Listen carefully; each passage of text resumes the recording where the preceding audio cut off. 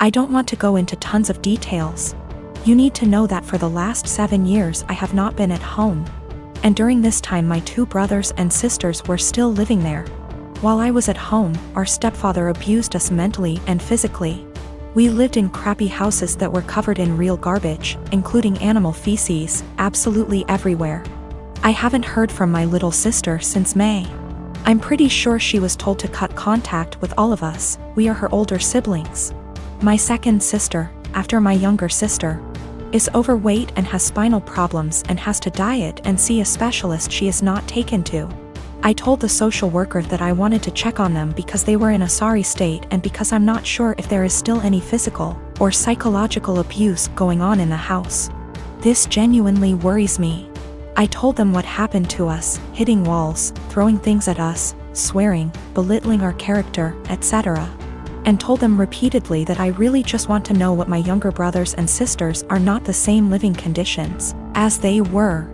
My husband supported me during the call and agreed that it was the right thing to do. All my siblings discussed this beforehand, except for my older sister, who moved out before things got bad, and the 2 who live in the house. We all agreed that this would at least let them know they were being watched and we weren't just disappointed in them, and maybe my mother and SD would keep the house clean nose, etc. CPS contacted my mother very quickly. Much faster than I expected. I mean within 3 hours. After that, my older sister, who lives far away and hasn't contacted me for months, calls and she gets mad at me because she knows I called. I didn't deny anything and just said, if they have nothing to hide, then they have nothing to worry about.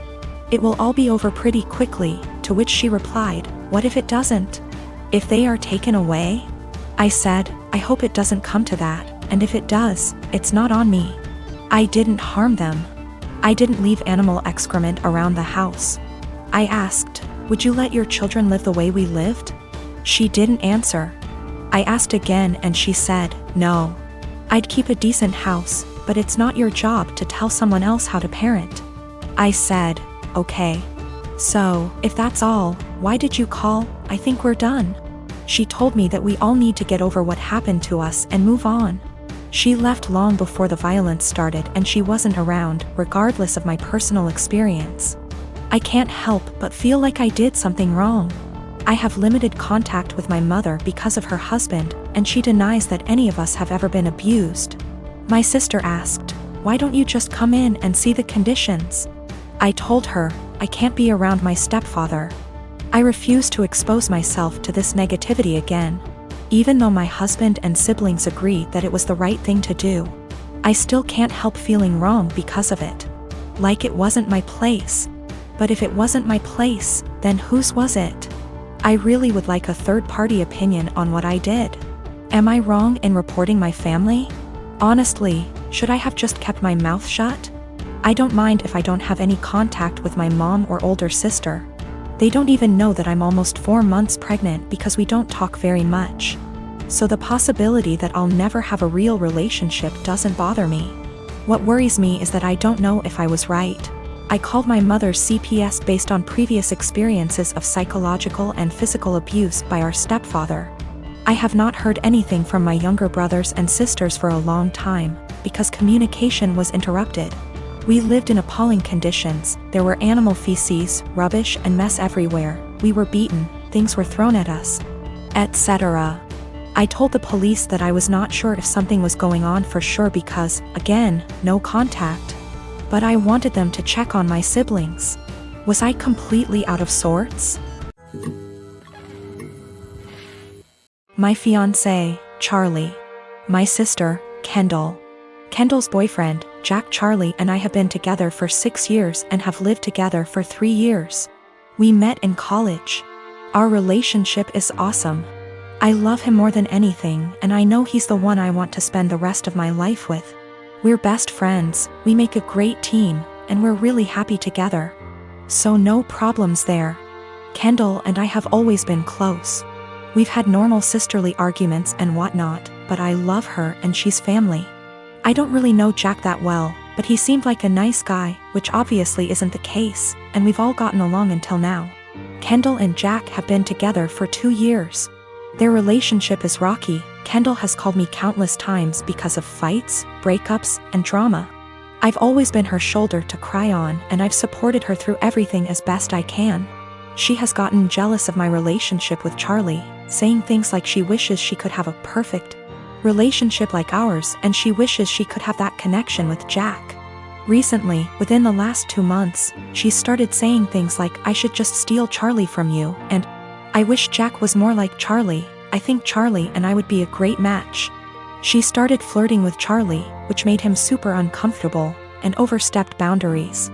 I was uncomfortable and upset with her behavior. We had a serious talk and she broke down. She told me she was going through a rough patch with Jack and wasn't handling it well. She apologized to me and to Charlie, and told me she knew what she did was wrong, it wouldn't happen again, etc. Charlie and I talked about it and we decided to forgive her. At the time of the incident, Jack and Kendall were still going through a rough patch. 2 weeks ago, Charlie invited close friends and family to dinner. This included Jack and Kendall. It was at the restaurant Charlie and I had our first date, down to the exact table we sat at. We had talked about marriage at great length, so I had a feeling. Lo and behold, Charlie proposed to me. It was perfect. I was so happy. I cried like a baby. Our family and friends congratulated us. Kendall seemed super excited. She gushed about how cute it was, started talking about the wedding, and hugged us both. The only person who didn't seem happy for us was Jack. He told Kendall that he wanted to go home and they left early. Fast forward a few days. Kendall texted me and she was pissed. She called me a traitor and a disgusting. I asked her why she was upset. She claimed I was trying to ruin her relationship and then stopped replying to my texts. I texted Jack and asked him WTF was going on. He told me that he was planning to propose to Kendall at dinner. At first, I felt bad because maybe he had planned something beforehand and maybe it was just a huge misunderstanding. But apparently, Jack wasn't even planning to propose to Kendall until we got to the restaurant. He saw how nice the restaurant was, our friends and family were there, and decided, hey, this is perfect. He thought it would help them out of their rough patch, which is a horrible idea because marriage doesn't magically fix relationships. But then Charlie proposed and stole his thunder. He didn't even have a ring. Charlie had been planning that proposal for months. He's had the ring for 6 months, made the reservations 2 months beforehand, invited all of our family and friends. Even the staff of the restaurant was in on the proposal.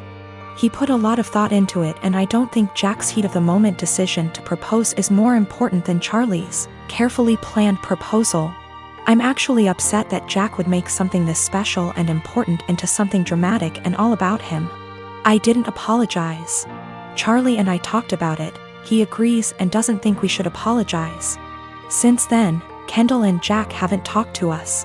Which is fine by itself, but that's not the end of it. Both of them have been shaming us on social media, twisting the story to make themselves look like victims, and have even coined us the proposal thieves. Mutual friends, and even some family, are disgusted with us. They believe Jack and Kendall's story, even after I've tried to explain what really happened. As funny as it is to be called the proposal thieves, it's not so funny to have friends and family turned against you. I'm really upset that my own sister would do this. Charlie has been super supportive and sweet through this mess. We both agree that we shouldn't apologize and have been standing our ground. Honestly, after everything Kendall has done, I'm pretty much fed up with her. She's my sister and I love her, but after she tried to seduce my boyfriend and now this, I don't really have a desire to talk to her anymore. Which sucks, because we've always been close. I think Jack has turned her into this horrible, self-absorbed person, and it's just... I'm not talking to Kendall right now and have no plans to talk to her until we receive a sincere apology. Even then, I think I might limit contact if she stays with Jack. I can't wait to see what a mess actually planning the wedding will be. The people who believe Jack and Kendall's story are the ones who were not at the proposal dinner. A large amount of mutual friends who weren't there plus extended family believe the story. Our parents, Charlie's siblings, and the few close friends that were actually at the dinner do not believe the bullshit story. We just haven't made a post addressing everything / telling our side of the story because we wanted advice on how to approach it. My sister and I lost our dad a year ago. He was my only parent. Mom was never in mine or my sister's life. Dad left money, inheritance, for me and sister, and she used her inheritance to get new cars and renovate her house. I live with my aunt right now cause my brother-in-law didn't let me stay with my sister. I'm planning on using my inheritance money to pay for college tuition. I've always wanted to be doctor but haven't decided which branch yet. My sister and I haven't been close. It started after she got married to her chronically ill husband, who was allowed to make backhanded comments about Dad and mock his illness, and make a scene at his funeral. Only because he's ill and shouldn't be held accountable for his behavior. I've distanced myself, but my sister kept visiting a lot lately, venting about my brother-in-law's condition. He's been in and out the hospital for heart problems and in need for a surgery. She brought up my inheritance money several times, but I end up cutting the conversation. She then straight up asked if I could help pay for her husband's surgery and she'd pay back in less than a year. I felt uneasy cause if I give her money from my inheritance, which is a large amount, then there's no guarantee she'll pay back before it's time to apply for college. I'm taking a year gap, but I know my sister can't pay back that much and I felt I was risking my future. I refused to help and she had a meltdown at my aunt's house, calling me heartless, cruel with no empathy. She said that her husband's health should be a priority and I needed to help because education is nothing compared to someone's health, and asked if I'd be happy to see her as a widow and my nephew with no father. My aunt suggested others pay, but most of them cut my sister and her husband off. I argued that her husband's poor health isn't my fault after she kept blaming and guilt-tripping me. She kept crying, and although my aunt decided to stay out of it, she said that I should be prepared for permanent damage in my relationship with my sister if I don't help her now. She's been sending texts and pictures of her family telling me this is what I was saying no to. A happy, healthy family with a healthy husband and father. I cried and felt like I was being selfish, not good aunt and sister. I asked my friend and he said let them sell the cars and all the luxurious stuff they bought to afford the surgery, and warned me, if I give them money I'll never get it back and may not be able to go to medical school. My boyfriend and I have been together for 2 years now. Every year at the end of summer, my boyfriend's family has a beach trip. They have a cute cottage that they go to visit a few times a year. Last year I was unable to join, but this year I was able to make it. I've met his family before many times and we get along well, so I was looking forward to it. While I was packing, I was sure to include nicer dresses in case we went out, and even included a more modest bikini than I would usually wear. This one is still a bikini, but is full coverage unlike my others. I know his family can be a little more conservative, so I kept that in mind when packing. I even went over everything I packed with my boyfriend. On the trip was my BF and I, his younger brother, his older brother, his sister-in-law, and his parents. The first day went by really well. Our flight didn't have any issues, we unpacked, got settled, and all went out for dinner. The next day we had planned to go out on the boat. So I put on my bikini and had a cover up. No one said anything to me as we were leaving, or even when we were on the boat.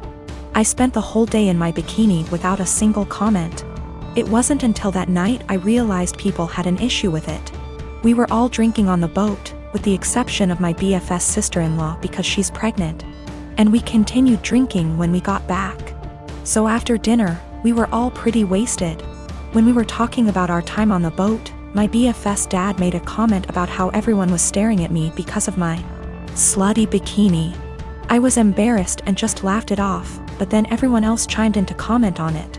His mom laughed and said it was fine, that she would wear nothing if she were young again. But then his younger brother said that I basically was wearing nothing. I defended myself and said it was the most conservative suit I had. And then his older brother said that it didn't leave anything to the imagination. And that if he were single he would have tried to steal me away. That comment made me pretty uncomfortable, and I could tell it made his wife uncomfortable too. I asked if she would wear bikinis on the trip and my BFS dad interrupted and said that she did, but it was different. My BF just laughed along with all of this, didn't even see anything wrong with it. When I told him to say something, he said that I did look like I was trying to get dick down. Well, that comment was the last straw. I went to our room. I wanted to leave early after all that. But we only had a few days, so I just pushed it in the back of my mind and kept to myself the rest of our trip. I know they were just joking, but what they said really bothered me and made me feel uncomfortable. I'm not sure why my BF doesn't get that. He just keeps saying that they were joking around. But it obviously wasn't very funny to me, so now he's saying I ruined the trip by moping around the rest of the time.